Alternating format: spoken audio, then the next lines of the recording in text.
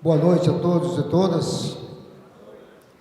Vamos iniciar a segunda noite de palestras do nosso segundo Congresso Estadual de Engenharia Mecânica e Industrial de Sergipe, que foi iniciado ontem com a palestra magna.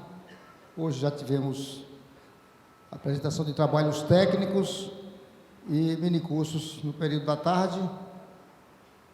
E agora à noite mais uma palestra de grande importância para nós da engenharia mecânica e das categorias afins.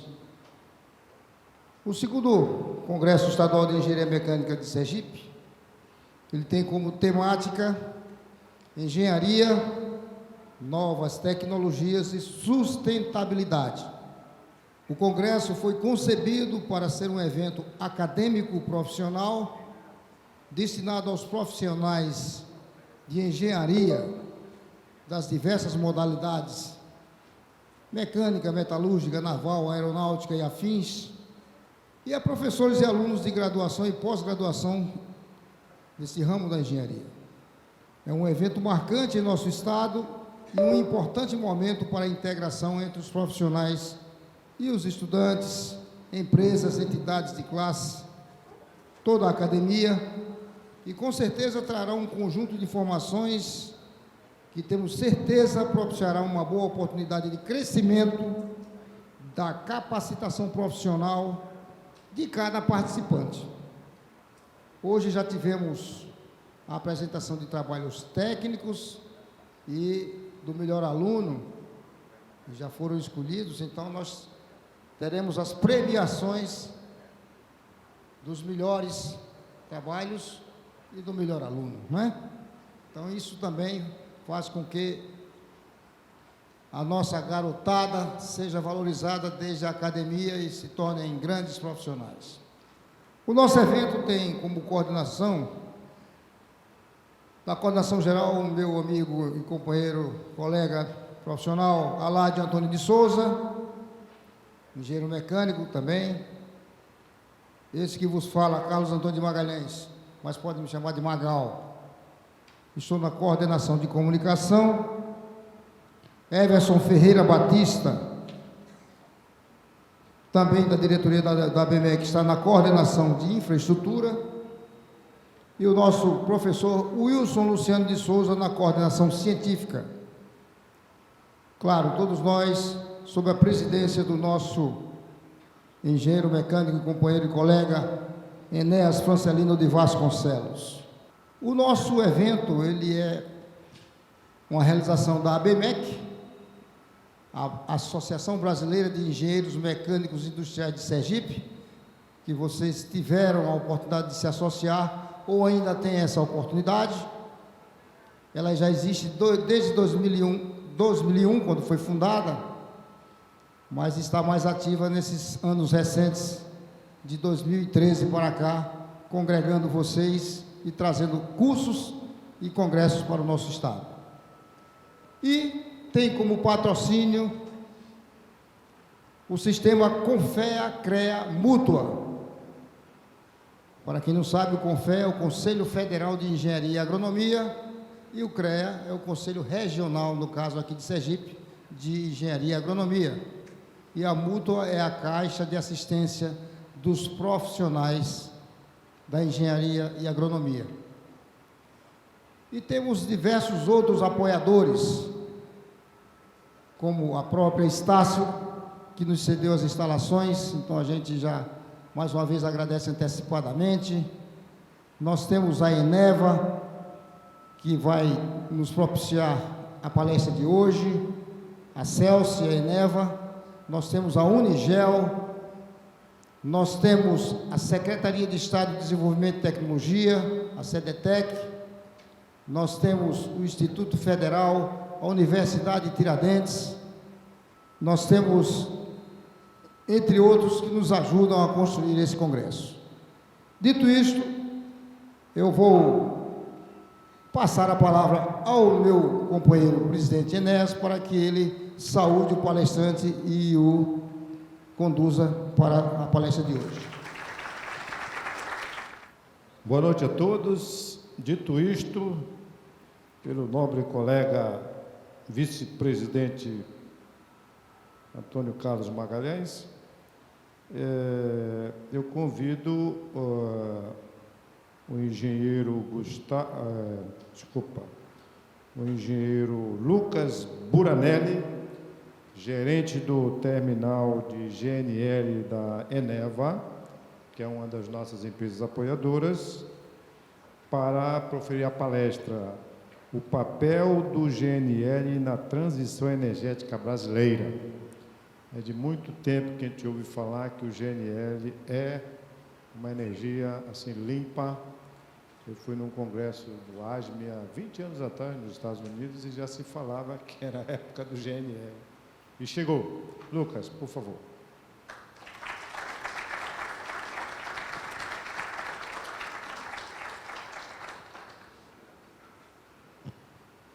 Boa noite, pessoal. Uma satisfação estar aqui. Melhorou? Quem está aí no fundo está vendo direitinho? Então, primeiramente, boa noite. É sempre uma grande satisfação ser convidado para eventos entre profissionais. A gente sempre troca muita informação.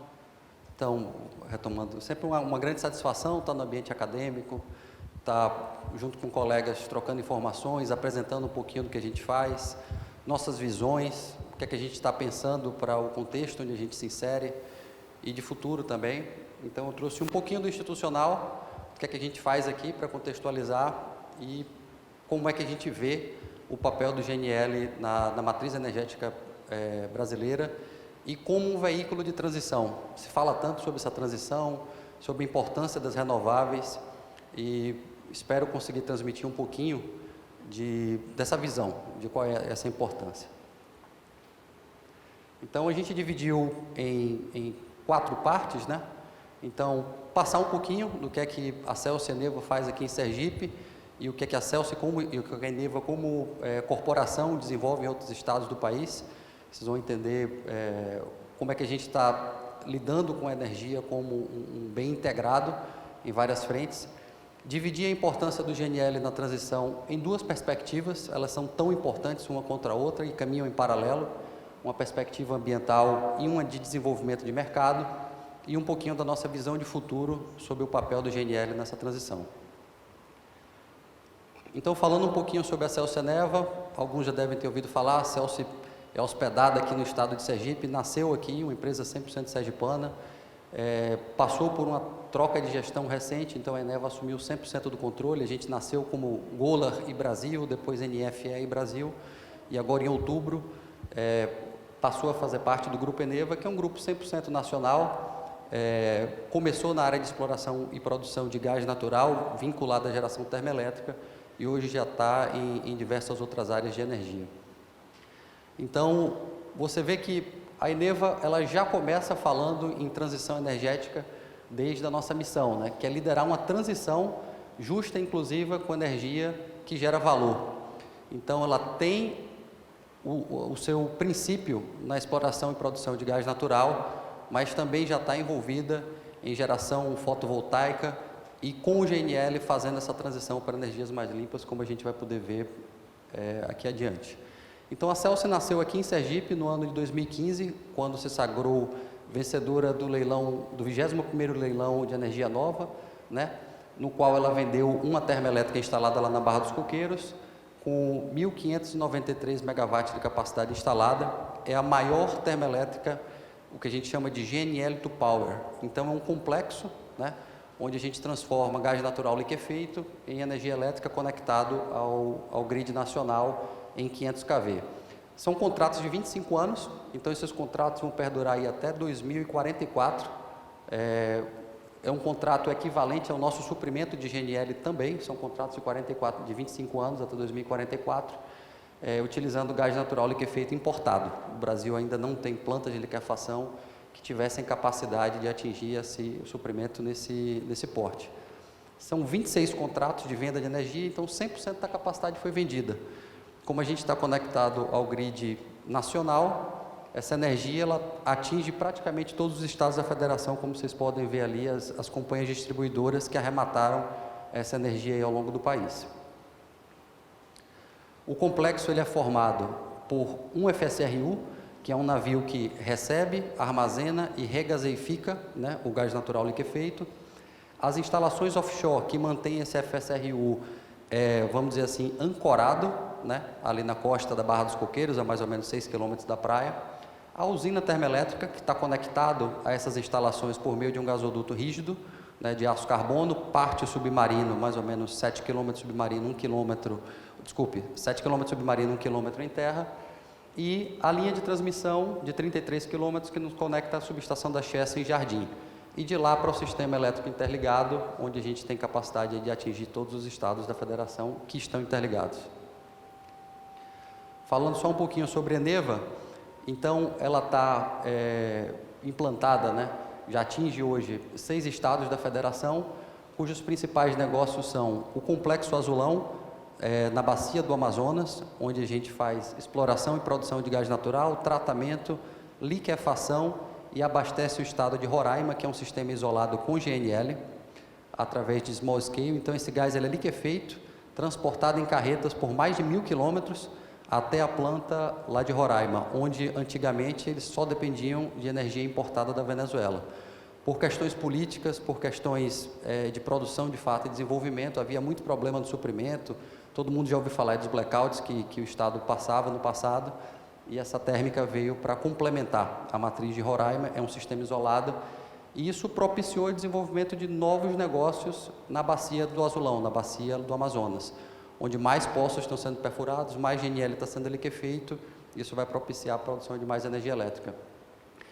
No Parnaíba, não há liquefação ainda, então, basicamente, a exploração e produção de gás natural, ela alimenta direto o apontador. Não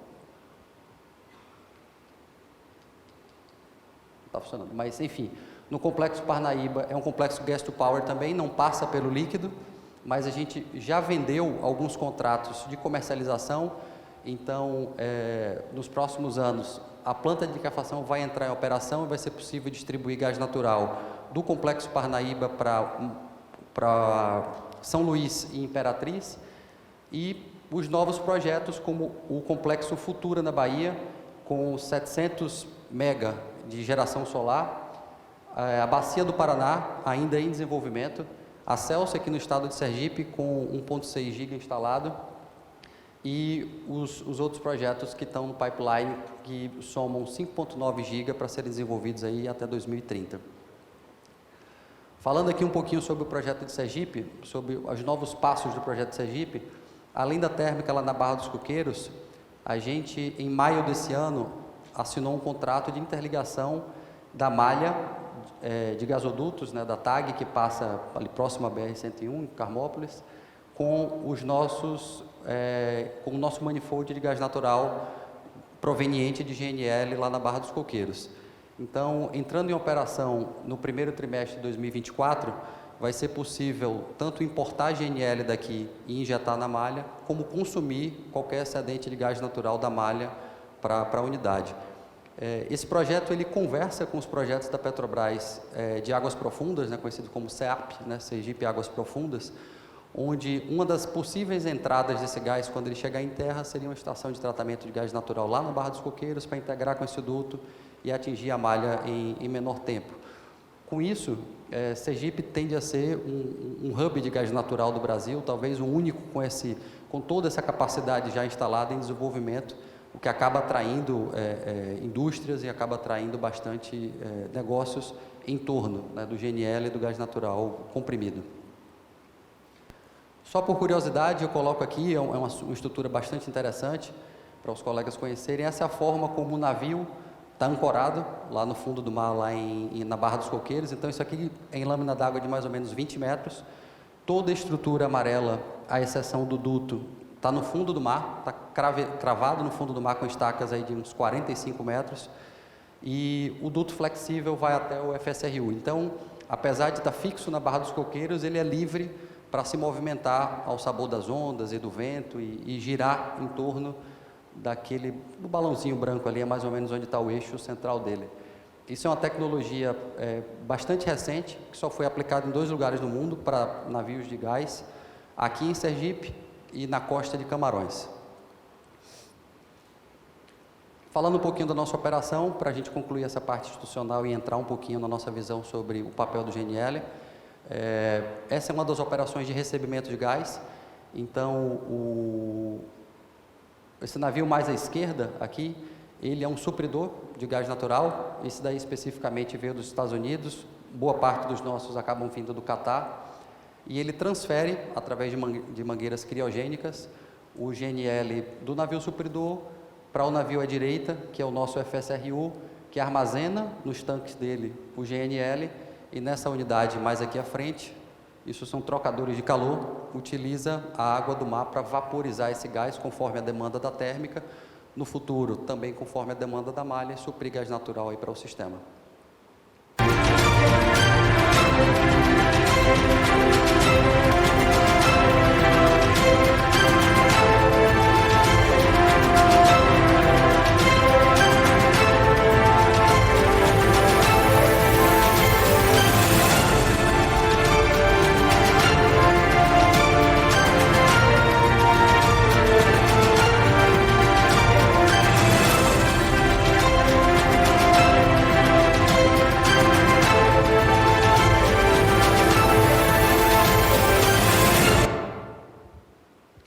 É um vídeo bastante encurtado, mas dá para ter uma ideia da operação de recebimento de GNL e de onde acontece aí o armazenamento e a regasificação. Quando a térmica está despachada, a gente recebe 2 navios desses por mês. Só que é uma térmica de disponibilidade, então para não onerar o sistema, quando a gente tem energias mais em conta, a gente não fica despachado. Então, entrando no tema principal do evento, começando pela perspectiva ambiental, já que hoje eu acho que é um apelo bastante significativo por conta de todas as mudanças climáticas que a gente vem passando, a primeira visão que a gente transmite desse papel do GNL é a do que a gente chama de deslocamento, não é a substituição. Os combustíveis fósseis, eles ainda serão bastante necessários. Eu conversava com o professor Enéas no começo da palestra, que existe uma infinidade de aplicação de combustíveis fósseis, muito além da queima. Talvez a queima para geração de energia seja a mais básica delas, a mais elementar e, por incrível que pareça, que gera menor valor agregado.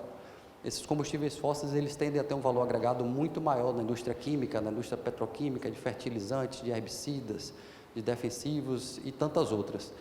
Então, acontece que quase como uma necessidade para a gente reduzir essas emissões e partir para combustíveis mais limpos, combustíveis que complementem a matriz de forma mais eficiente, deslocar, né, geração de energia a carvão mineral, a óleo combustível e a óleo diesel. É basicamente com esses 3 combustíveis mais brutos, né, menos refinados, que o GNL consegue deslocar. O GNL, ele, em geral, ele não compete com o gás nacional, com o gás de produção local, com gás de dutovias, que tende a ser mais barato, tem um escoamento mais em conta. Onde o duto chega, dificilmente o GNL chega para competir com o gás, ele chega para complementar, dar segurança, como a gente vai ver mais adiante, e deslocar esses combustíveis. E qual é o principal benefício do deslocamento desses combustíveis, deixando ele para aplicações mais nobres? O carvão mineral, por exemplo, é bastante utilizado na metalurgia, na siderúrgica, onde essa aplicação acaba agregando mais valor. Óleo combustível para transporte, o próprio diesel para transporte. Então, esses combustíveis, eles têm cadeias carbônicas muito mais longas e de queima mais complexa. Por serem queimas mais complexas, elas tendem a gerar maior quantidade de material particulado. Não incomum, eles têm uma quantidade maior de componentes sulfurosos e nitrosos, que acaba gerando SOx e NOx na queima dele, e metais pesados, por serem justamente menos tratados, menos refinados. O carvão mineral, ele é praticamente in natura, ele é queimado, então a composição dele depende muito dele tirado, muito pouco pode ser feito antes da queima. Você só pode remediar, então depois da queima fazer tratamento de lavagem de gases e tudo mais, mas não é um processo tão eficiente. Em contrapartida, quando a gente fala no uso do gás natural e principalmente do GNL para geração termoelétrica, você observa que é uma molécula extremamente simples de um carbono. Quando a gente fala em gás natural onshore, a própria definição de gás natural, ela limita que ele seja de, no mínimo, 85% de metano. Quando a gente fala em GNL, na média, isso é muito melhor, está no mínimo 90% de metano, que tem uma queima extremamente simples, gerando bastante menos material particulado, ou praticamente nenhum, né? Por ser um combustível já tratado, né, tanto o gás natural nas UPGNs como o GNL nas plantas de liquefação, ele tem que ser bastante limpo de impurezas. Então, ele praticamente não tem enxofre na sua composição, teores abaixo de 1% de CO2 também na sua composição, pelo menos o GNL, porque no processo de liquefação, essas impurezas comprometeriam o processo criogênico. Então, é um combustível extremamente limpo do ponto de vista de composição e que facilita a queima também. Então, são raros os traços de metais pesados justamente pelo processo de liquefação. Esses metais, eles acabam sedimentando no processo e são extraídos antes que o GNL seja embarcado nas embarcações, nos metaneiros, e cheguem até o consumo dele.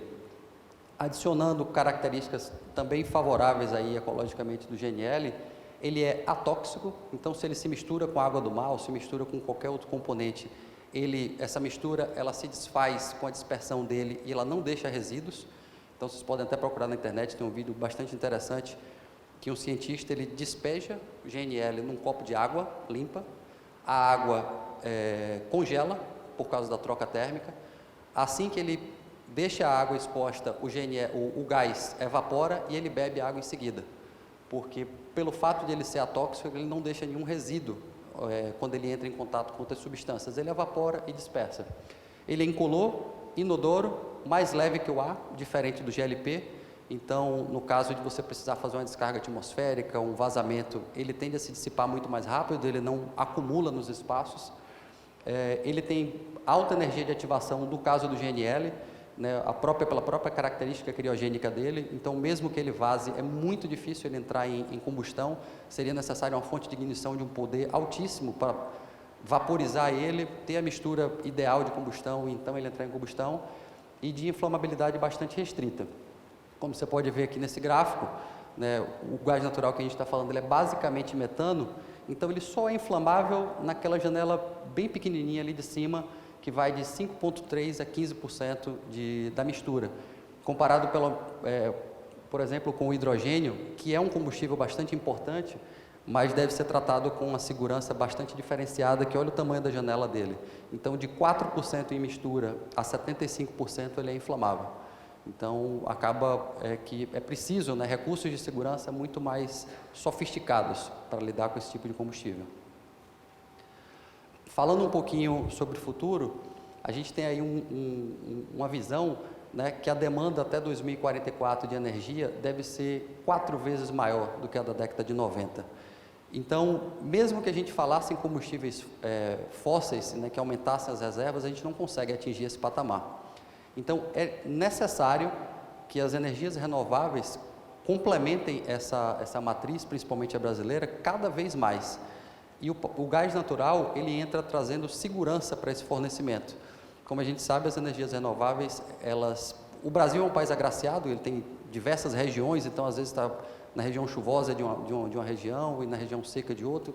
Com o sistema interligado, você consegue equacionar isso um pouco melhor. Mas as renováveis também estão susceptíveis a sazonalidades, épocas com maior vento, épocas com menos vento. No caso da solar, que ela é excelente aqui para a nossa região, você tem o problema não o problema, mas a situação dos dias e das noites. Então, energias fósseis com a pegada carbônica menor, elas trazem essa segurança complementar às renováveis. Então, a gente vai ver mais adiante também que é uma tendência mundial, que onde as renováveis começam a tomar mais espaço na matriz, algum tipo de energia firme tem que complementar para esses períodos. Meio que finalizando aqui essa primeira parte ambiental, a gente traz uma perspectiva de eficiência de que cada combustível fóssil pode entregar à matriz. Então, quando você está falando de carvão mineral, ele basicamente é utilizado na geração a vapor, né? Ele é triturado e queimado a caldeiras. Isso leva a gente aí a um ciclo de máquina Rankine, que pela literatura nunca atinge muito mais do que 50% de eficiência. Então, apesar de ser um combustível bastante importante, praticamente só metade da capacidade energética desse combustível ele é extraído num ciclo normal de caldeira.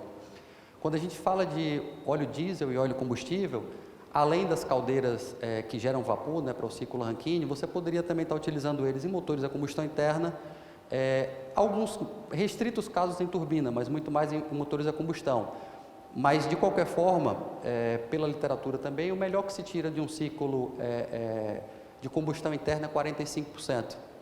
Então, você também ainda tem uma boa parte desse energético sendo desperdiçado, além de estar competindo com outros usos mais nobres desse combustível, como, por exemplo, o transporte de máquinas pesadas. Quando a gente fala em gás natural, ele pode ser utilizado em motores a combustão, com eficiência similar, em máquinas turbinadas, né, o ciclo Brayton, e em máquinas de ciclo combinado, que seriam turbinas em ciclo Brayton, aquecendo água em caldeiras de recuperação, levando a um ciclo Rankine, né, um ciclo vapor. Essa combinação pode levar até 62% de eficiência.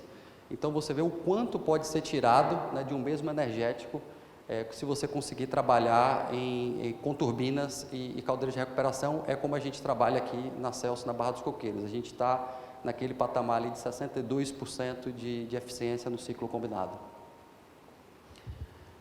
Uma outra característica, como eu cheguei a mencionar no primeiro slide, são as emissões, né? Então, cada combustível ele tem associado a ele uma característica de composição e uma dificuldade ou facilidade de ter uma queima mais eficiente ou menos eficiente, levando à emissão, né, de SO2, NOx, material particulado e CO2, que é mais inerente, né, ao processo de queima.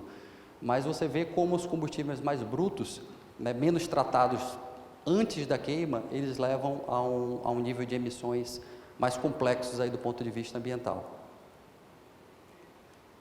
Falando um pouquinho da máquina, né, que propiciou essa melhoria de ciclo e o fechamento de ciclo, a turbina que a gente utiliza aqui na Barra dos Coqueiros, né, uma turbina 7H02 da GE, ela não utiliza água no processo, né, então não há um consumo de água doce significativo. A refrigeração dela é feita com água do mar, em ciclo fechado, o que também diminui bastante a pegada ecológica do sistema. E já essa tecnologia é conversível à queima de hidrogênio. A GE já está trabalhando nessa mesma série, né, a 7H, não a 02, mas a 03, 04, onde você, num futuro próximo, você vai poder fazer essa conversão quando o hidrogênio chegar já em escala comercial. Falando um pouquinho sobre desenvolvimento de mercado, como eu havia mencionado, observe a linha verde, né, no topo, que é a utilização de petróleo na matriz energética, como desde o ano 2000 ela vem caindo. E aqui embaixo, né, na linha vermelha, estava praticamente zero ali no ano 2000, ou bastante pouco significativa, como ela vem subindo, que é o gás natural. Como ele está associado à subida também das renováveis. A renovável, a linha cor de abóbora embaixo, está um pouquinho ruim o contraste, e a vermelha aqui em cima do gás natural, como elas estão combinadas. Então, como é fundamental o papel complementar de alguma fonte com a pegada carbônica menor, mas que traga segurança energética e estabilidade também para as renováveis, em detrimento ao uso do óleo bruto, do petróleo, que pode ter aplicações mais nobres. Esse gráfico ele está tratando basicamente do uso da energia para geração termoelétrica, né, para aplicação termoelétrica. Eu trouxe um gráfico que ele não está, ele é de 2017, mas ele já apontava como o Brasil, por uma característica nacional nossa, né, uma característica intrínseca, ele já tem uma pegada ecológica bastante diferenciada do ponto de vista de matriz energética. Esse número está ainda melhor, o percentual de energias renováveis só cresceu, mas em 2017 a gente já tinha praticamente 79% da nossa matriz vinculada a energias limpas, basicamente renováveis e hídrica. Não raro a gente sofria com anos de menor pluviosidade ou com sazonalidade com relação às estações de vento principalmente, né? A energia solar ela vem sendo desenvolvida com muita força nos últimos anos, mas principalmente nos últimos 2 anos e crescendo a cada dia. Então, como era importante começar a substituir esses combustíveis mais brutos, né, que trazem alguma estabilidade aí para o sistema, por combustíveis com uma queima mais completa, com maior eficiência. E quais são os principais eixos, né, do desenvolvimento do uso do gás natural e do GNL na matriz. Primeiro, como eu venho mencionando, segurança energética e estabilização de sazonalidade. Então, sempre que as energias renováveis não puderem suprir o todo ou por sazonalidade estiverem oscilando com relação à matriz energética, a complementação com alguma fonte firme que não dependa exclusivamente de estações do ano. Segundo, a agilidade com que a gente consegue implementar um terminal de regaseificação a GNL.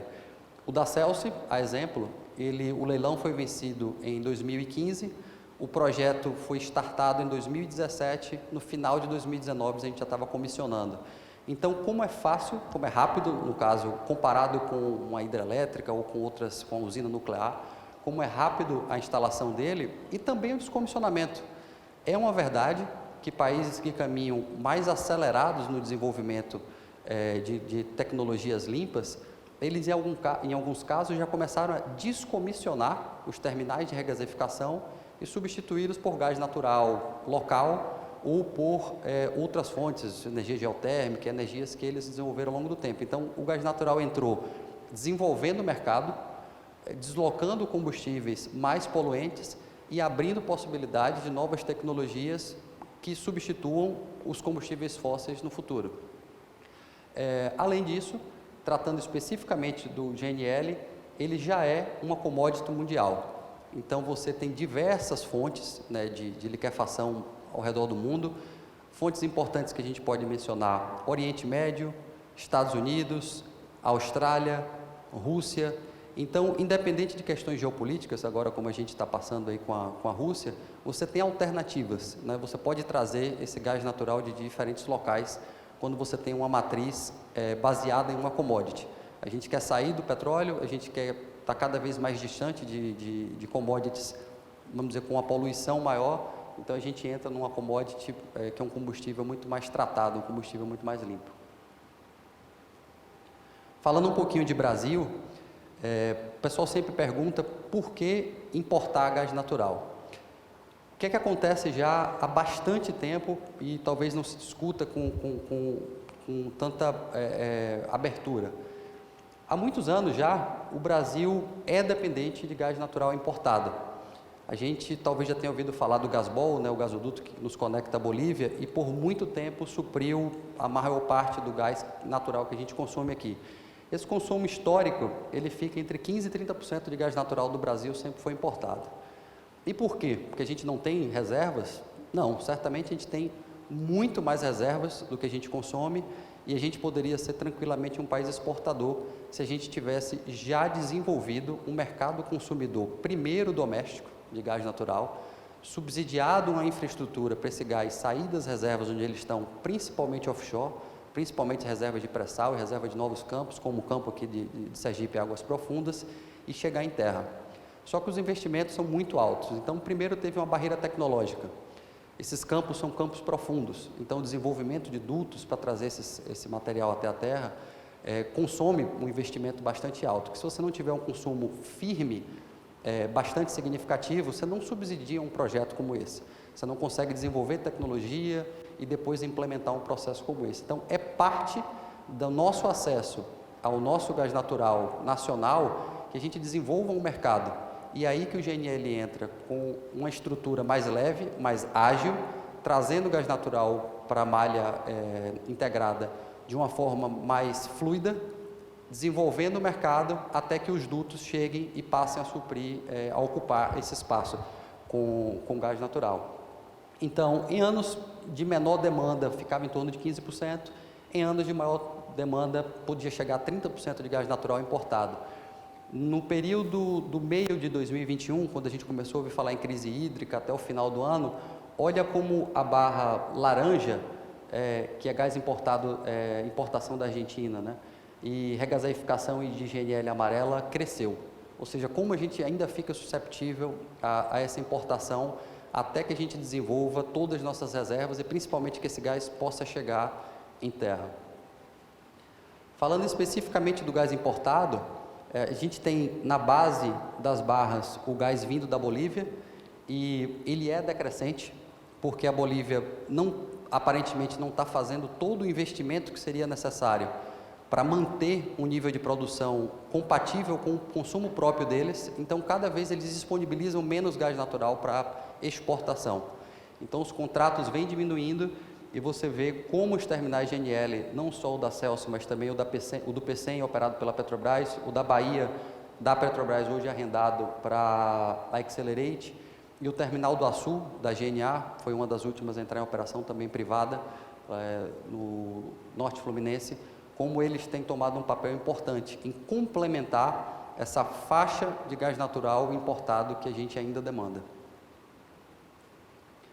Falando um pouquinho sobre o futuro, o que a gente vê já acontecendo, né, o papel do GNL já acontecendo nesse desenvolvimento de mercado, que a gente entende que vai levar a um mercado mais fluido, que vai propiciar investimentos em dutos para o gás natural nacional e uma expansão, né, da utilização desse energético. A gente entende que, pela dimensão do país, nem todo lugar a malha rodoviária ainda chega. Então, é preciso chegar nesses locais onde o gás natural ainda não chega, a energia elétrica já chega através do nosso sistema interligado, que é um exemplo para o mundo, mas o gás natural não chega, de uma forma mais rápida, antes que se consiga, de fato, atingir os níveis de investimento para chegar com as dutovias. E a primeira forma que a gente pode chegar é através do small scale. O que é o small scale? O gás natural liquefeito, ele ocupa 600 vezes menos espaço do que o gás natural comprimido. Então, uma forma de levar ele de forma eficiente a localizações remotas é você liquefazer ele, colocar em isocontainers, né, são containers isolados para transporte criogênico, e levar ele para unidades industriais onde você ainda está consumindo carvão, óleo diesel, óleo combustível, por não ter acesso a gás natural. E a energia elétrica, de alguma forma, está competindo com o consumo das cidades, o consumo das indústrias localizadas nos grandes polos. Então, essa é a forma de desenvolver mercado com a qual o GNL está acessando o interior do país, onde as dutovias ainda não chegou. Isso já existe, isso é prático, a gente vai ver um projetinho que a Eneva já tem em desenvolvimento lá no norte. O segundo é o que a gente chama de corredores azuis. São máquinas pesadas, de caminhões de transporte rodoviário movidos a GNL, não a GNC, como o GNV, como os carros que a gente vê rodando nas cidades. A dificuldade do GNV é que, justamente por ele ocupar 600 vezes mais espaço, você tem um armazenamento bastante limitado. Então, para um carro de pequena potência, para um carro que roda numa cidade, isso não chega a ser um problema. A pessoa consegue rodar ali em torno de onde ele tem postos de GNV e isso não atrapalha a logística.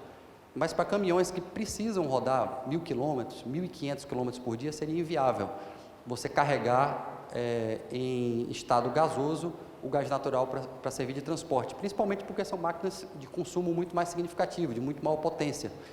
Com o GNL, você conseguindo carregar 600 vezes mais combustível dentro praticamente do mesmo volume de tanque, você consegue abastecer esses caminhões e você consegue atingir distâncias de até 1.000 quilômetros. Então, seria possível, por exemplo, você sair de Aracaju, abastecer em Salvador, depois abastecer em Vitória, depois abastecer no Rio de Janeiro e criar esses corredores, né, de caminhões abastecidos a GNL.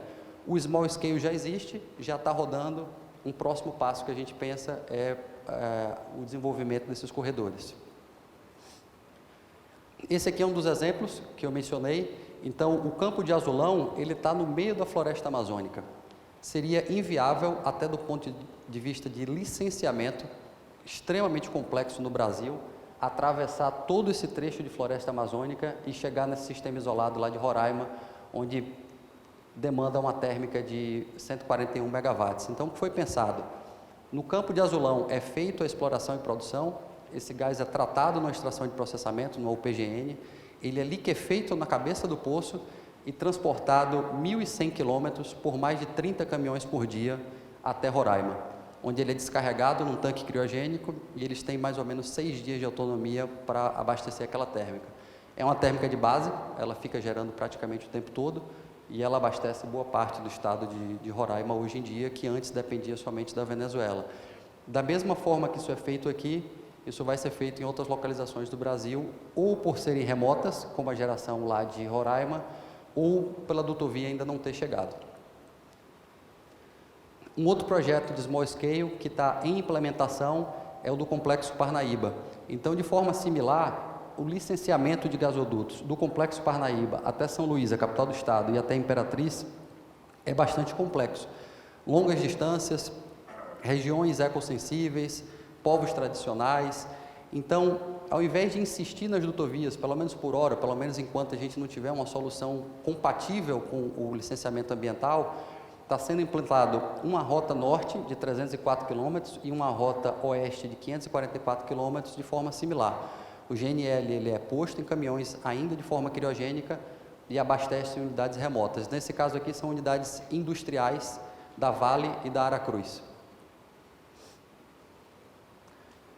Fechando um pouquinho o que a gente trouxe aqui sobre isso, então, tudo isso leva ao desenvolvimento de um mercado de gás natural, que, como a gente falou, é necessário para fomentar grandes projetos, né? Os grandes investimentos, o grande capital, ele só chega se já existir um mercado. Na verdade, a coisa anda meio que em paralelo, você desenvolve o mercado e o investimento vem. É muito difícil você convencer grandes grupos a fazerem um investimento apostando que o mercado vai vir. Então, a coisa costuma andar em paralelo. Então, a ideia é, chega com gás natural, base GNL, chega com small scale, desenvolve o mercado, vai fazendo aquele combustível com a menor pegada carbônica disponível, fomentando o desenvolvimento industrial, e as dutovias vão chegando, vai fomentando o desenvolvimento do gás natural nacional, e quem sabe a gente não chega a ponto de ser um país exportador de gás ao invés de importador. Como mencionado, junto com o desenvolvimento de mercado, vem a expansão da malha dutoviária, vem o domínio da tecnologia de criogenia. Por que eu dou tanta importância a isso? O hidrogênio, que fala-se tanto na tecnologia limpa e do futuro, e de fato ele hoje só é viável pelo mesmo motivo do GNL de forma criogênica, o armazenamento dele, justamente pelo espaço que ele ocupa e pela segurança que a criogenia traz pela questão da energia de ativação e do poder calorífico e potencial, né, de explosividade dele. Então, o GNL traz para a gente a experiência de trabalhar com o líquido criogênico, do armazenamento criogênico, da regaseificação criogênica, da liquefação criogênica. Então, trabalhar com esses fluidos a menos 160 graus centígrados, a menos 100 graus centígrados, traz para a gente uma tecnologia que fomenta o mercado nacional, as universidades oferecerem cursos nesse sentido, trabalhos científicos sendo desenvolvidos com isso, e a gente não só consumir tecnologia internacional, como também prover a nossa tecnologia de criogenia para desenvolver mercado nacional. E, por fim, caminhando para um ambiente, né, de matriz cada vez menos dependente de combustíveis com maiores emissões, até que a gente chegue a um mercado mais fluido, onde o hidrogênio comece a ocupar esse espaço e a gente migre de uma vez dos combustíveis fósseis. Então, tentei não deixar a apresentação muito longa para a gente ter um espaço para discussão. Basicamente o que a gente trouxe para hoje, e aí a gente fica aberto aí a discutir um pouquinho do que a gente falou. Eu estou cursando o 9º período. O senhor falou aí da questão do hidrogênio. A gente que está aqui na área de engenharia, a gente vê muito se falar sobre isso, uma tecnologia do futuro. A gente vê aí corridas como a China, está correndo muito atrás dessa tecnologia. E o senhor falou muito sobre liquefazer o gás. E essa transferência de estado, ela não consome bastante energia para poder liquefazer? Sairia viável? Está saindo viável? Definitivamente. É muito bom ponto, Edson. Isso é aplicável também para o gás natural. Se a gente conseguisse ter o consumo, a aplicação, tanto do gás natural como do hidrogênio, próximo à fonte, definitivamente a gente não precisaria passar por esse estado. A criogenia, ela trouxe a possibilidade de você transportar o combustível de onde ele está disponível para onde você precisa dele. Então, plantas de alta eficiência, no Oriente Médio, por exemplo, elas estão na cabeça do poço. Eles não precisam passar pela criogenia e nisso eles saem na nossa frente. Eles têm uma produção barata de gás natural, eles não precisam perder toda essa energia no processo de limpeza desse gás de criogenia, e eles já fazem a aplicação. Então, eles acabam transportando o produto. Eles transportam o petroquímico básico, eles transportam o fertilizante básico, ao invés de transportar o gás para outra região. Aqui no Brasil, as regiões produtoras de gás nem sempre estão próximas ao consumo. O maior exemplo disso é o nosso pré-sal, que está aí a 1.000 quilômetros da costa, 2.000 quilômetros da costa. Como é que a gente pegaria uma planta, por exemplo, de fertilizantes, uma planta de produção de amônia? A amônia é basicamente gás natural em pó. Então, como é que a gente pegaria uma planta de amônia e colocaria na cabeça de um poço lá no pré-sal? É muito difícil pensar nisso. Então, a forma de viabilizar isso, de trazer isso para a terra é gasoduto ou liquefação. Quando você consegue implementar o gasoduto, tudo bem, isso acontece de uma forma mais rápida. Uma forma normalmente aplicada de uma forma mais ágil, trazer esse gás, é você liquefazer ele na cabeça do poço e transportar ele. E por que líquido? Porque ele ocupa 600 vezes menos espaço. Mas, de fato, o que a literatura fala é que você perde de 30% a 40% do energético no processo de liquefação, principalmente por causa da compressão e da refrigeração. Então, se você puder aplicar ele no estado gasoso, melhor dos mundos, mas nem sempre isso é possível. Para ele se tornar uma commodity, para ele poder circular dentro do país ou pelo mundo, é preciso transportar ele, e não é eficiente transportar ele na forma gasosa. Boa noite, Geifer da Unigel.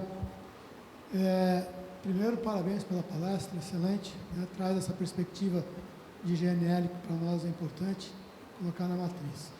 Hoje a gente tem visto muita corrida sobre os novos combustíveis. A Unigel vem correndo muito sobre hidrogênio verde, né, fabricação. Como é que a Eneva, vocês estão enxergando essa competitividade? Porque muito se fala em hidrogênio verde, muito está se falando em GNL. Como é que vocês estão enxergando? É claro que a sua palestra comentou que desloca, né? Mas competitivamente, como é que vocês estão vendo essa questão dessa corrida aí pelo combustível mais limpo? Obrigado pela oportunidade. O Unigel está sempre conversando com a gente está sempre falando com o Barretão e procurando parceria. Com certeza, em algum momento, a gente vai conseguir trabalhar ainda mais próximo.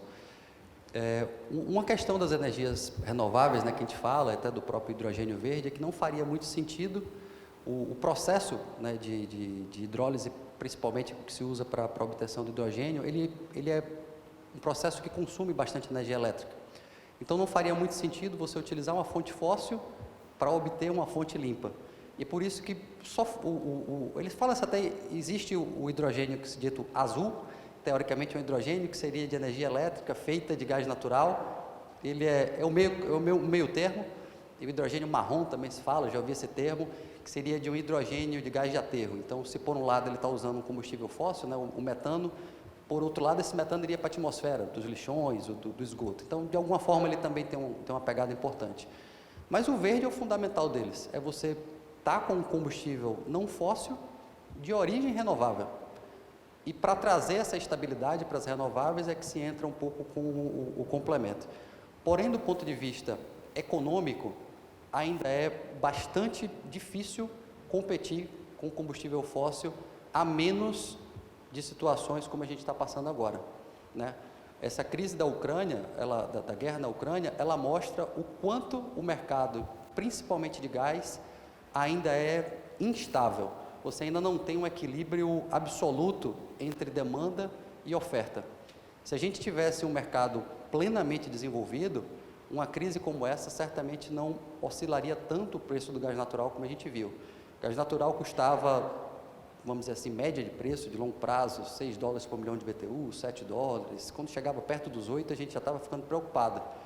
Hoje, no mercado spot, você certamente não compraria por menos de 20, mas há poucos meses atrás ele atingiu 30, 40. Isso inviabiliza qualquer projeto. Isso torna, assim, é assustador para uma empresa, para um mercado que trabalha com gás natural. Mas a mudança tem que acontecer. Então, a Eneva, apesar de ela ter nascido como uma empresa de exploração e produção de gás natural, os projetos mais recentes, eles têm focado cada vez mais em renováveis, como foi a aquisição da Futura, do parque fotovoltaico na Bahia. E o que a empresa entende é que, por investimentos internacionais, tentando agregar valor ao combustível verde, à energia um pouco mais limpa, para tentar ser competitiva com os combustíveis fósseis. competir com aquele pessoal lá do Oriente Médio é difícil. Enquanto a gente aqui tem custo de produção, vamos dizer, na casa de 7, 8 dólares, pelo menos, por barril, aquele turma lá tem de 2 dólares, 1 dólar. É muito difícil, é muito difícil. Então, assim, requer uma conscientização, né? Requer regulamentação, principalmente ambiental, dos países altamente consumidores, que eles comecem, de fato, a investir nessas tecnologias, porque competir em dólar por milhão de BTU, por dólar por milhão de BTU, de uma renovável com uma energia fóssil vinda de Oriente Médio ou de Rússia é bastante difícil, é bastante complexo. E até na competitividade dos subprodutos, né, que a gente tira disso aí, de nafta, de amônia, de todos os outros produtos que a gente tira.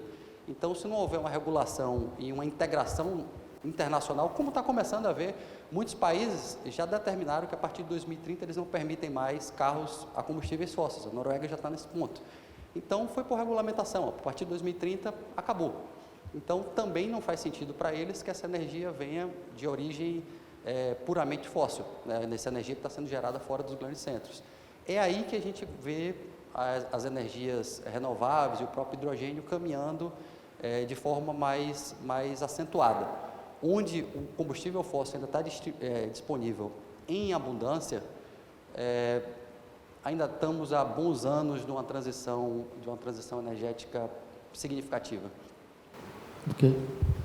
Boa noite, Lucas. Parabéns pelo trabalho. Meu nome é Rudival Marques, eu sou engenheiro e mecânico de turbomáquinas. Só para trazer um contexto, nós no ano passado tivemos um aumento considerável nas contas de energia, até porque nós somos consumidores finais, e tivemos esse incremento nas nossas contas. E vimos que o governo federal ele fez uma aquisição antecipada de energia, e foi justamente daqui de Sergipe onde a gente teve esse incremento de energia no sistema. Tendo em vista que a empresa trabalha justamente sob demanda, ou seja, tem essa característica, qual é a perspectiva, então, os trabalhos, o pensamento da empresa em relação a isso? É sempre esperar que venha um problema de crise energética para poder trabalhar, mas apesar que você falou que trabalha na questão da fomento da energia mais limpa, mas como sustentar uma planta trabalhando com gás liquefeito que tem um custo adicional até considerável e que agrega um valor também muito considerável ao consumidor final, até porque é repassado para ele. Então, qual é a perspectiva de negócio realmente da Enesa nesse sentido? Certo, muito boa pergunta, Rudival. A gente tem que contextualizar um pouquinho sobre a matriz energética brasileira para entender o que é que está acontecendo, o que é que acontece nesses períodos, né? A gente acabou deixando o sistema elétrico muito susceptível à sazonalidade. Há estações, há anos que a gente tem maior abundância de água e a gente tem bastante geração hídrica, e anos que a gente não tem tanto assim. E aí fica aquela corrida para evitar o blackout. A uma altura dessa, a gente já em 2022, a gente já não devia estar tendo medo, né, de falta de energia. A gente já deveria ter uma matriz desenvolvida o suficiente para prever que, historicamente, essas crises hídricas elas acontecem. Você tem anos com maior pluviosidade e anos com menos pluviosidade. O Nordeste está na frente com relação a isso. Durante alguns meses do ano, principalmente no segundo semestre, em números, 100% da demanda energética do Nordeste é atendida por energia eólica. Então, você vai ver dias no Operador Nacional do Sistema lá que a demanda do Nordeste está em torno de 11 GB e a gente está gerando 12 GB de eólica, a gente está gerando 13 GB de eólica, ou seja, a gente está abastecendo equivalente. Claro que a gente tem tudo um pouquinho aqui, Xingó está funcionando, alguma térmica talvez esteja acionada por alguma restrição de escoamento, mas em números a gente já está exportando mais energia do que a gente está consumindo somente eólica. E isso é uma tendência ainda maior com a solar. Mas a gente não pode sempre contar com a água, ou pelo menos tem que ter uma matriz que preveja que de tempos em tempos a gente tem anos com menor pluviosidade. Então, em vez de esperar esses anos chegar e acionar as térmicas e sair de uma energia com... Existe um indicador, né, de preço de energia que é utilizado pelo Operador Nacional que chama CMO, né, que ele dá um indicativo de quanto está custando, né, o custo da energia naquele momento. O CMO, quando a gente tem uma abundância hídrica, por as usinas serem remuneradas pelo ativo, pela receita fixa, às vezes ele é zero. isso quer dizer que a gente não está gastando absolutamente nada mais além do que já é pago pelas usinas por elas estarem ali, por elas existirem, né? O custo do combustível, vamos dizer, incremental naquele momento é zero. Isso acontece com certa frequência. Só que não se precavendo, não tendo um planejamento de longo prazo mais bem fundamentado, o mercado se desenvolve, novas indústrias chegam e a gente continua acreditando que vai continuar chovendo como estava chovendo. E às vezes isso não acontece. E aí é preciso, em um determinado momento, acionar as térmicas todas de uma vez. Em vez de você vir mantendo os níveis dos reservatórios mais altos, e aí você, verdade, vai trazer o preço médio mais elevado, você não vai atingir picos como a gente atinge quando você em uma semana está pagando R$150 por megawatt-hora e de repente bandeira amarela, bandeira vermelha, aquilo ali duplica, triplica, e o comércio que não consegue repassar isso, a indústria que não consegue repassar nessa proporção. Imagine você chegar numa determinada indústria que produz um produto por 100 unidades, eletrointensiva, e o custo da energia elétrica dobrou no último mês. Como é que aquela indústria ali vai repassar 100% de aumento naquela matéria-prima? Ou pensando mesmo no pequeno consumidor, no comércio, na indústria de pequeno porte, numa confecção que utiliza bastante, uma indústria de refrigeração, que seja de sorvete. Ele não consegue repassar uma diferença dessa. Então, não só reclamar pelos picos que a energia dá, mas a gente tem uma previsibilidade, né? A gente tem um preço médio melhor. É aí que o planejamento de longo prazo de energias, como a energia a gás natural, ela consegue trazer esse preço para um preço um pouco mais acessível, médio, ele não é zero, o preço incremental ele vai entrar com o custo de combustível, mas ele não dá os picos de quando você precisa acionar, por exemplo, as usinas a diesel. Como exemplo numérico, eu trago o seguinte: o CVU, né, o custo unitário da energia elétrica da Celso hoje, quando ela é acionada, com todo esse problema do gás natural, ele saiu de 200 e poucos reais para 400 reais. O custo de uma térmica diesel hoje não é menos do que R$1.000, pela mesma unidade de energia elétrica gerada.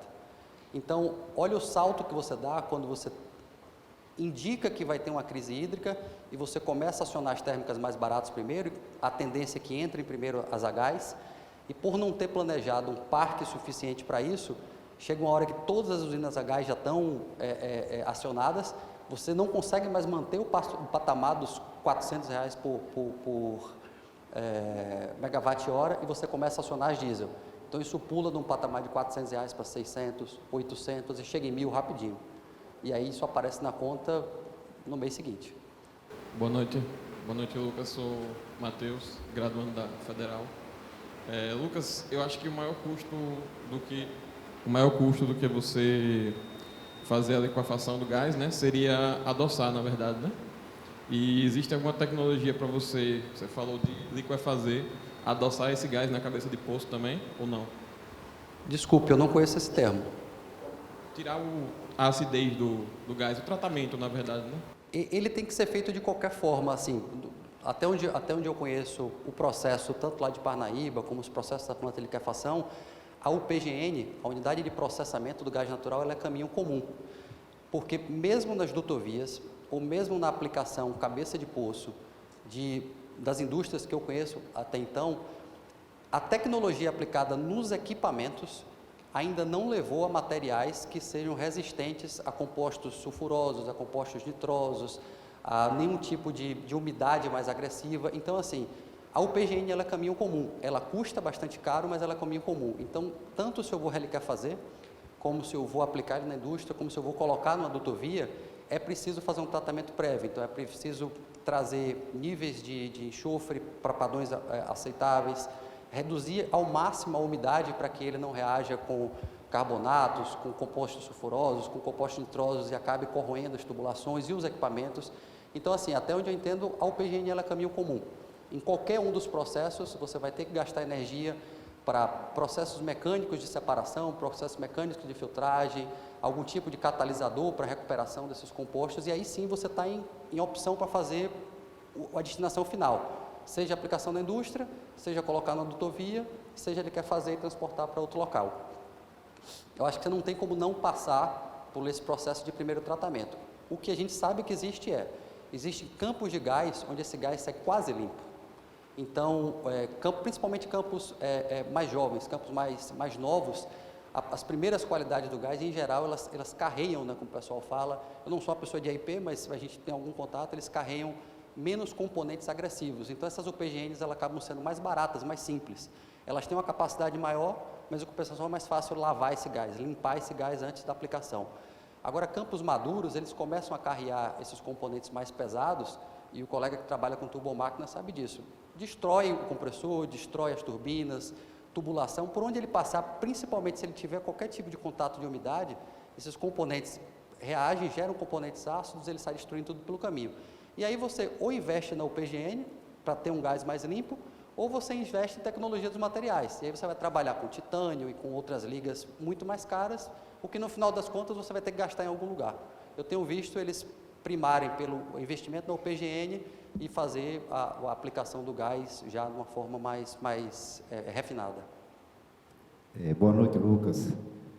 Meu nome é Marcos e eu gostei muito da palestra. Obrigado. Não é? Em primeiro, foi dito aí pelo palestrante que o gasoduto a ser construído da Celce para o gasoduto da TAG, o Nordestão, né, que ganhou outro nome agora. Isso é muito bom, que tanto serve para mandar como para receber gás, e isso é muito bom para o sistema. Agora, eu gostaria de saber como é que funciona esse sistema de vender a produção de energia da termoelétrica. A gente ouve falar que a termoelétrica entra em operação para fornecer energia para a população quando há uma crise hídrica de energia hidráulica. E fora desse período, a termoelétrica vende para quem essa energia? Ok? Esse é um dos... Nós temos um mercado que tem uma demanda reprimida, não é? Então, essa demanda já vem há bastante tempo, e desde 2009 que foi criado a Lei do Gás, não decolou, o mercado não decolou. E agora foi feita uma nova legislação para que esse mercado possa decolar. Ainda não deu sinais de acelerar o processo. O empresário está sendo convocado para investir, mas quando se sabe que os poços mais próximos da costa estão a quase 1.000 quilômetros, então é uma coisa terrível para encontrar uma tecnologia que traga esse gás para a terra. Nós sabemos que a Petrobras injeta nos poços metade do gás que ela produz. Então, se esse gás viesse para a terra, podia se transformar em oportunidades, em economia, em geração de emprego e renda para a população brasileira.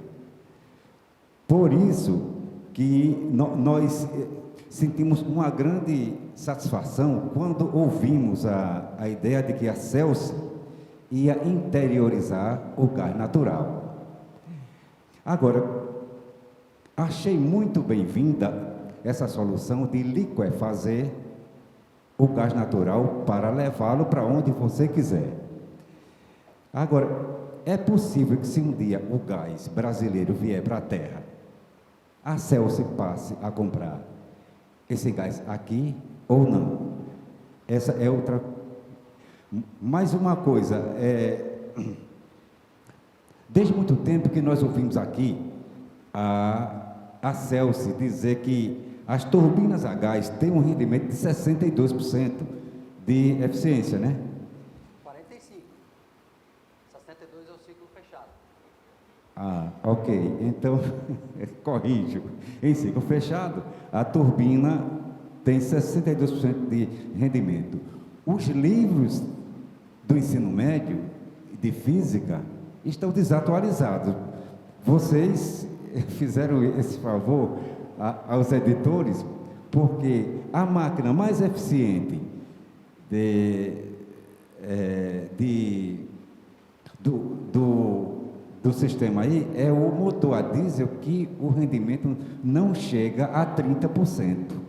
Então, vocês inovaram com uma notícia muito boa, agora vão ter que se arrumar com os editores dos livros que estão todos desatualizados.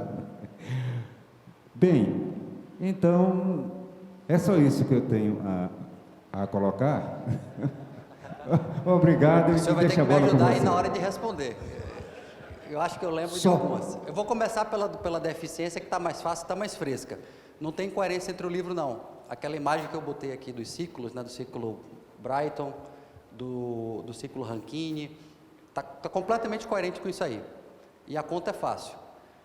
A gente tem lá 3 turbinas a gás e uma turbina a vapor. Cada uma das máquinas a gás entrega os 45%, então até aí a gente está ok com o livro. O exausto dessas turbinas, eles saem a mais ou menos 560 graus. Para que eu vou jogar tanta energia na atmosfera? Eu já queimei o gás. Eu já gerei 350 megas, mais ou menos, em cada turbina dessa. Só que olha a quantidade de energia térmica, de calor que eu tenho no exausto da turbina. A turbina a gás que a gente usa lá não é muito diferente da turbina do avião. Ela só é muito maior, ela só é uma turbina heavy duty, é uma turbina feita para trabalhar 6 meses, 1 ano, sem parar. E ter menos número de partidas e paradas.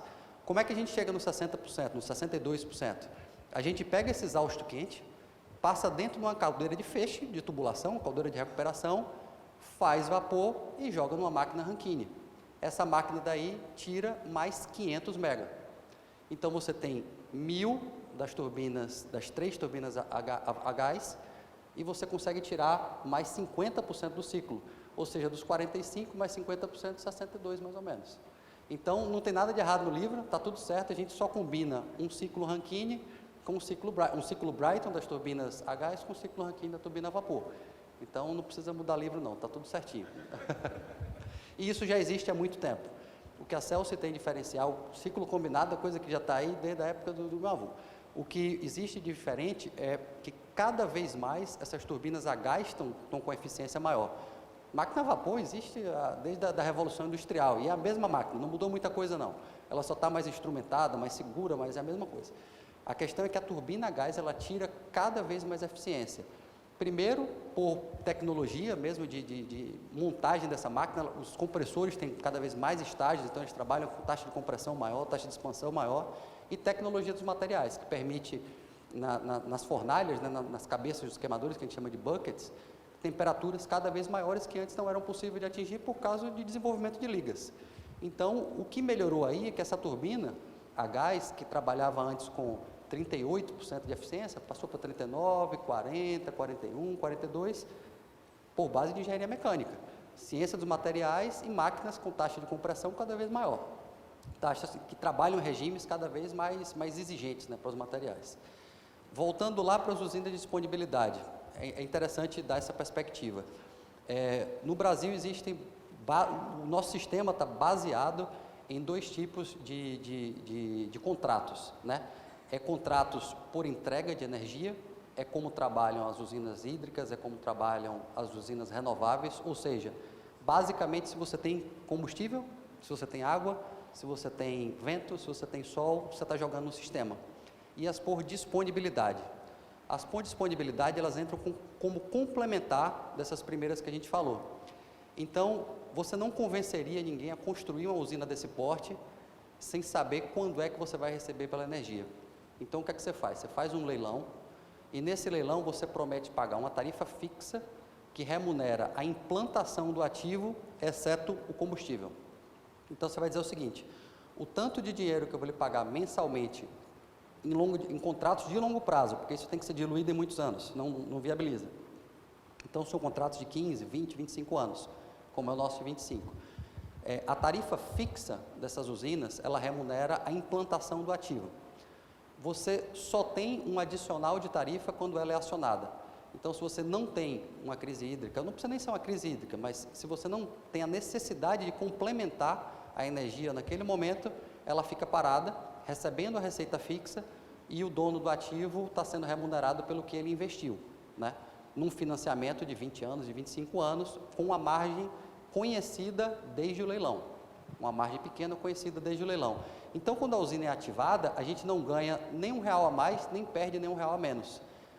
custo marginal da ativação da usina é somente o combustível dela. Isso vale para a usina de disponibilidade de diesel, para de carvão, vale para de gás. Se o contrato é de disponibilidade, nós consumidores pagamos através da tarifa, que é paga para a gente através da distribuidora, a disponibilidade da usina. O que varia para a gente é se ela for usada de uma forma mais eficiente, e se ela for uma usina mais eficiente, o custo marginal de operação vai ser menor quando ela for acionada. Se ela for usada de uma forma menos eficiente, o custo marginal de operação, que basicamente se traduz em combustível, né, de fonte fóssil, vamos dizer, ele vai ser maior. E onde é que isso pode ser, como é que isso é eficientizado? A ordem de chamada dessas usinas é chamada ordem de mérito de preço.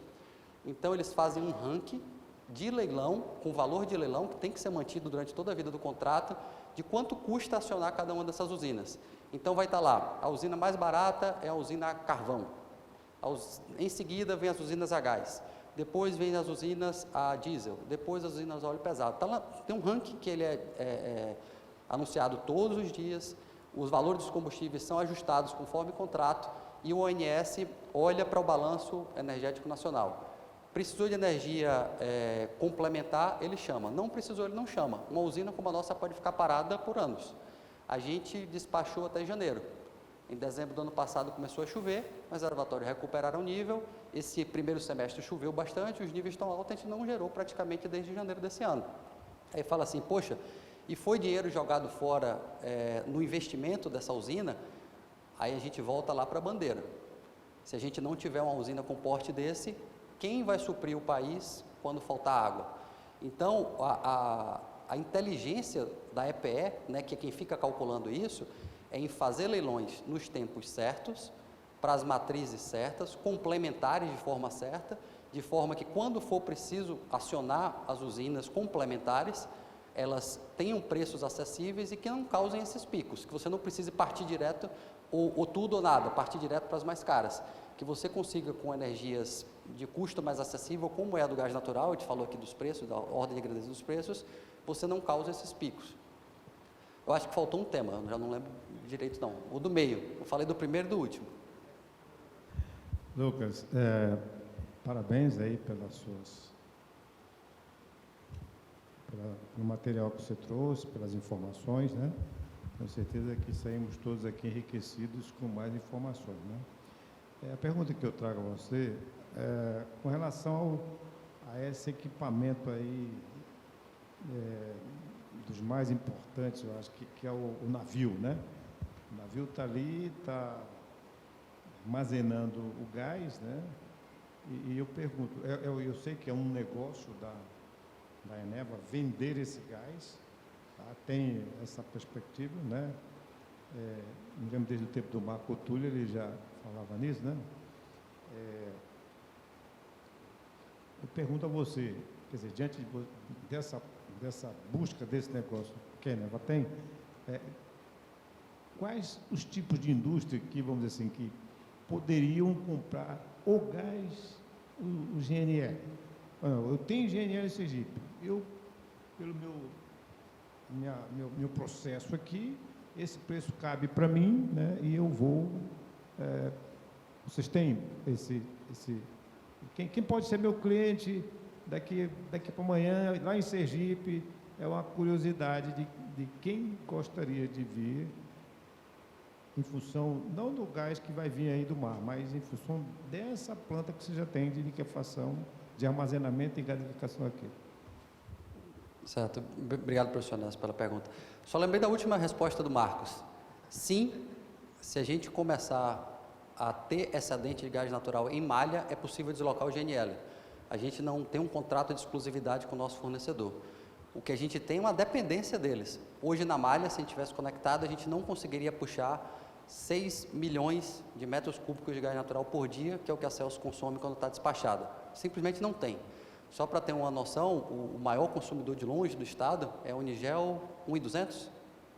1.200. É difícil achar 1.200 na malha? Muito difícil. Principalmente em contratos de longo prazo. Dá 1.200 em uma unidade, 1.600 na outra, né? Exato. Você vê que é uma quantidade muito significativa para qualquer malha. Eu acho que o resto do estado hoje está consumindo 600 mil, certo? Eu acho que mais ou menos o volume da Sergás. Olha a ordem de grandeza, 600 mil Sergás, 1.600.000 Unigel, 6 milhões Celsi. Então, não tem na malha. Chegando esse gás, ele é bem-vindo para todo mundo, sem dúvida. Tem espaço para o GNL como segurança energética em outros locais, e o gás natural encanado, ele vai desenvolver mercado. Continuando com relação à pergunta do professor Enéas, a visibilidade que a gente tem é o seguinte: o custo GNL, de uma forma geral, pelo processo de liquefação e logístico, ele tende a ser marginalmente maior. Já houve vários momentos, inclusive após a entrada em operação da Celsi, em que você conseguia, principalmente contratos de longo prazo, GNL competitivo, sim, com gás encanado.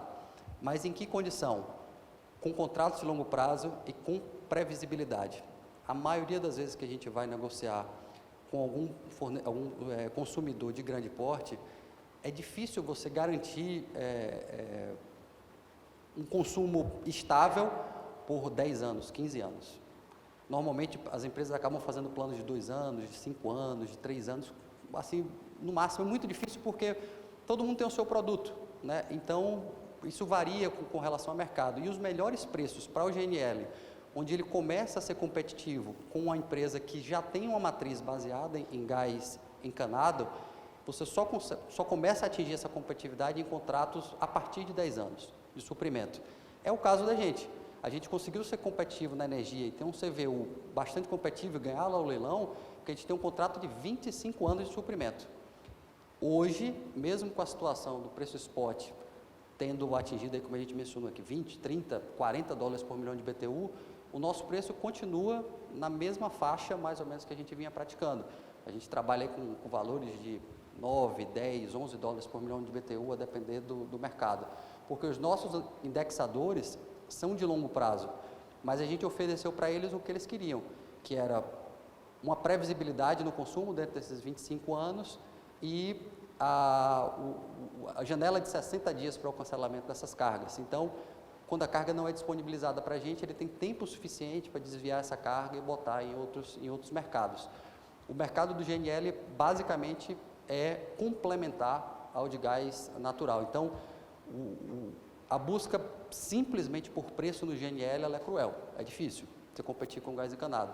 Mas quando você fala em complementar, em você misturar a sua matriz, de forma que você possa capturar momentos como a gente já teve, por exemplo, em 2020, a gente chegou a ter acesso ao mercado, a gente não importou aquelas cargas naquele momento, a energia estava muito barata, não valia a pena gerar, mas no mercado de GNL tinha cargas a 4 dólares por milhão de BTU, enquanto no tubo estava custando 6.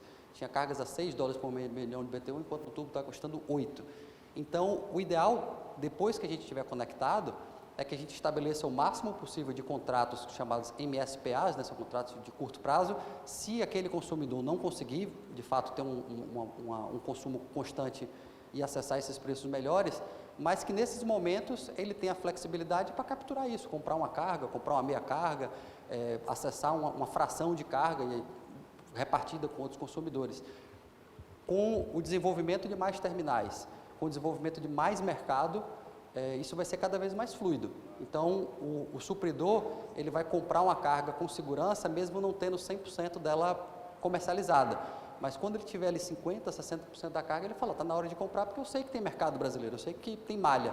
Para a energia, hoje é assim. Você tem usinas chamadas Merchan, né, que elas não estão em contrato.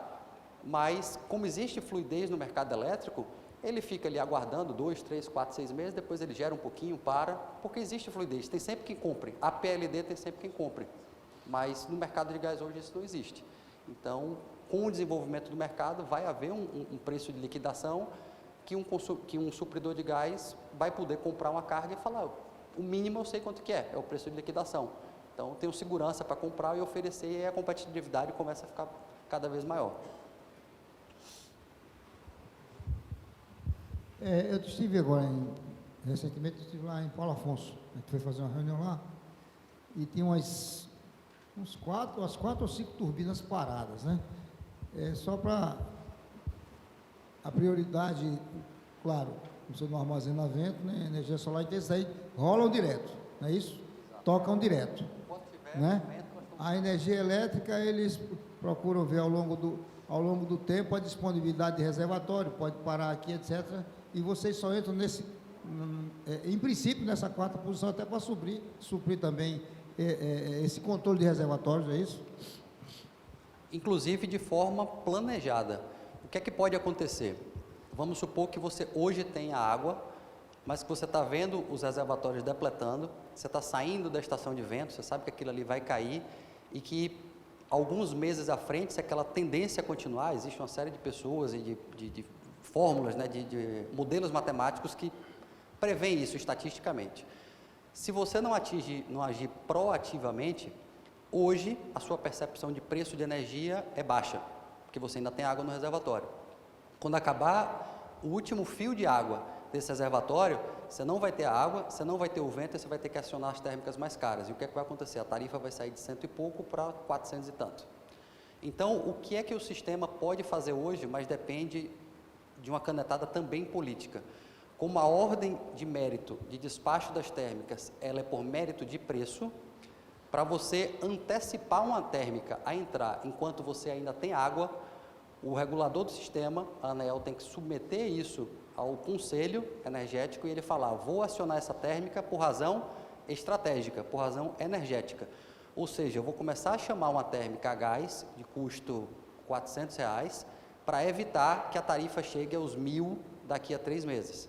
Ou seja, eu vou alongar o meu estoque de água para deixar o preço mais mediano, de forma que o preço vai subir um pouco agora, talvez no mês seguinte eu chame um pouquinho mais, no mês seguinte eu chame um pouquinho mais, mas eu consiga fazer o pouco de água que eu tenho chegar até o próximo período úmido, sobreviver ali 4 meses com um preço médio, ao invés de sobreviver um mês com um preço muito baixo e 3 meses pagando 800, 900 mil reais. Então, é possível fazer isso, chama-se despacho energético. Não é mais por ordem de mérito de preço. O preço ainda não atingiu o gatilho das térmicas, mas você, para economizar água, para deixar o suprimento um pouco mais alongado, tentando ali esperar aquela chuva chegar, quando a chuva chega tudo resolve, às vezes a gente nem percebe. Quando a chuva não chega, acontece o que aconteceu no final do ano passado. Boa noite. Caio, diretor da BMEC e da FENEM.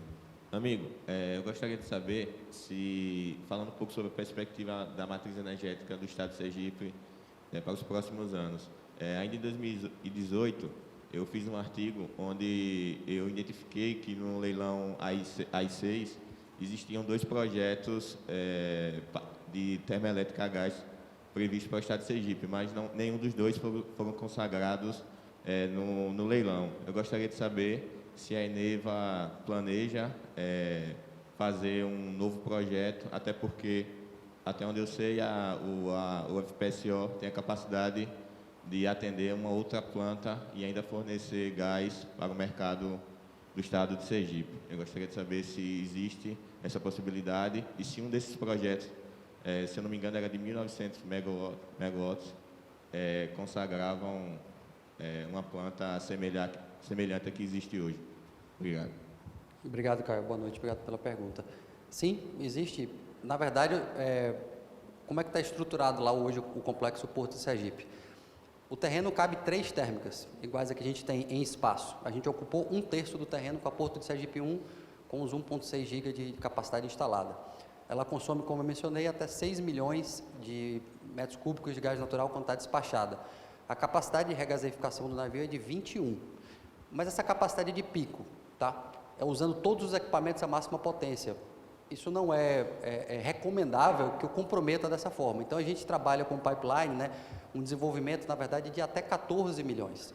Então, quando a gente começar a chegar perto dos 14 milhões de comprometimento em contratos, a gente entende que o complexo, do ponto de vista de suprimento de gás natural, está começando a chegar ali perto do limite dele. Só que, de 6 que eu tenho hoje para 14, a gente já tem 8 para expandir. Então, além desse projeto da Porto Sergipe 1 implantada em operação, a gente tem mais 3,6 gigawatts em projetos com licença prévia já emitida, né, pela ADEME, pelo IBAMA, para aquele complexo. A gente não vai desenvolver os 3,6, porque isso prescindiria de uma quantidade de gás que a gente não tem disponível, pelo menos hoje do FSRU. Mas a gente consegue desenvolver tranquilamente, mas pelo menos 1,5. A gente consegue chegar até os 3 ali dentro desses 14 que eu mencionei. E o que é que faz a gente dosar nos leilões? Por que a gente não implementou ainda? Leilão. Então, todo leilão a gente tem entrado, tem competido, nem sempre a gente é o mais barato e ainda não sagrou vitorioso novamente para um futuro projeto. E esses 3,6 gigas licenciados são em diferentes pedaços. A gente tem uma térmica de 1.500, uma de 1.000, uma de 500, uma de 300. Elas são ofertadas ao sistema no leilão conforme a demanda. Então, todo leilão aparece, cada distribuidora, né, dos estados aí da federação, são concessões, ela diz o quanto ela espera arrematar de energia naquele leilão. Então, quando o leilão ele é bastante demandante, as distribuidoras estão buscando volumes maiores de energia, a gente oferta as maiores, porque elas são mais eficientes, elas são mais competitivas. Mas não adianta ofertar uma térmica de 1.500 se o leilão não tiver esperado, ou seja, vamos dizer, a demanda esperada é de 1.000. Certamente você não vai conseguir ganhar, porque 500 vai ficar descontratado, vai inviabilizar o investimento. Então, você procura aquele projeto seu ali mais perto de 1.000 e oferta ele vai ser mais competitivo. O leilão vai ser menorzinho, a gente sabe que vai ser uma fatia muito pequena para energia térmica, na ordem de 500 mega, a gente oferta térmica de 500 mega. Então, a gente tem tudo isso aí planejado já. O navio ele pode chegar aos 21 milhões de pico, 14 milhões de longo prazo. O gasoduto foi feito para 21, o manifold foi feito para 21, terreno, licenciamento, boa parte da linha de transmissão ela foi feita para 3 GB, hoje a gente só ocupa metade disso. Então, a gente é bastante competitivo, mas ainda não engatou. Mas definitivamente está nos planos da Eneva desenvolver o complexo Porto Sergipe em mais geração termoelétrica e comercialização com malha. As duas coisas cabem.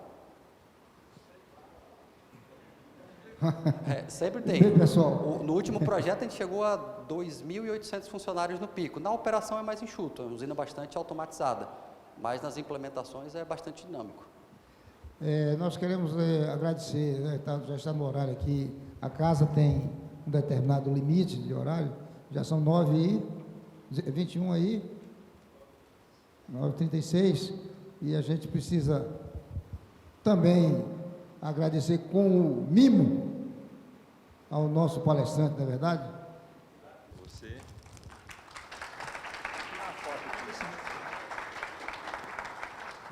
Bom, nós agradecemos, então, ao nosso palestrante, engenheiro Lucas Buranelli, né? Isso. E pela brilhante apresentação e que veio a brilhantar, viu? As perguntas aí mostraram que o tema foi bem escolhido, né? E que você apresentou bem. Muito obrigado ao Lucas e obrigado a todos, né? E amanhã temos uma palestra também, o palestrante já está aí, é da Eneva, né? Não, é o... Como é que é, rapaz? Gustavo Bonolo. Gustavo Bonolo, ele é engenheiro, tem doutorado no ITA, né? E ele é um engenheiro de inovação lá na Eneva, no Rio. Então, a Eneva nos cedeu, dentro dessa perspectiva de apoio empresarial ao nosso evento. Ele vai falar amanhã do desafio, né? Diga aí o título, que você sabe melhor que eu. Sustentabilidade. Engenharia e sustentabilidade, um desafio, porque a gente precisa ter o crescimento econômico, duplicar a usina, fazer outra usina, fazer avião, mas não pode degradar, não pode exigir do nosso meio ambiente mais recursos que ele pode dar. O ideal é que a gente cresça, mas que as futuras gerações continuem tendo os oceanos limpos, né, o ar ambiente bacana, enfim, ele vai falar dessa questão interessante, né, de como a gente crescer na engenharia, como o mundo crescer, e é um estudo que toda empresa tem, Petrobras tem, a Eneva com grande empresa tem, vão ser abrilhantados com esse tipo de informação amanhã. Obrigado a todos. Bem, quebrando aqui o protocolo, a gente não fez ainda, talvez seja bom, se todo mundo viesse para cá para entrar uma grande foto, que ainda não fez uma grande foto, só fez foto assim com o povo solto, uma parte embaixo, uma parte aqui em cima, a gente tira a foto lá de lá atrás, não é não?